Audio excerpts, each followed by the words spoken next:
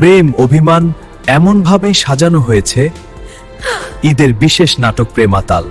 গল্পের কেন্দ্রীয় চরিত্র একজন নিখোঁজ যুবক। সে বেঁচে আছে নাকি মারা গেছে, এই প্রশ্নের উত্তর জানে না কেউই। না তার মা, না তার সদ্যবিবাহিত স্ত্রী।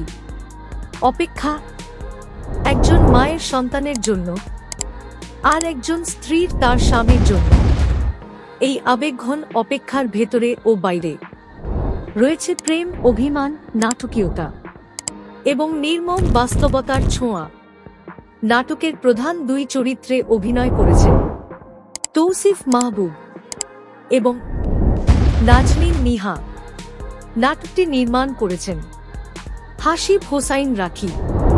তবে গল্পের বিষয়ে আগাম কোনো ক্লু দিতে রাজি নন নির্মাতা।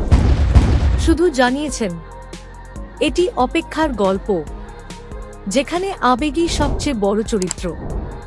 সদ্য শেষ হয়েছে শুটিং। চিত্রগ্রহণে ছিলেন সুমন হোসাইন, প্রযোজক SK শাহেদ আলী পাপ্পু। জানিয়েছেন এমন গল্পের চিত্রনাট্য এখন খুব কমই পাওয়া যায়, তাই আসছে ঈদে এটি হতে যাচ্ছে তাদের ব্যানারের অন্যতম গুরুত্বপূর্ণ নির্মাণ।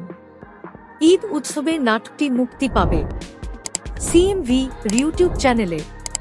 প্রেম ছাপিয়ে যে গল্প বলবে অপেক্ষার, সেই প্রেমাতাল কি ছুঁয়ে যাবে দর্শকের হৃদয়? উত্তর মিলবে এই ঈদেই।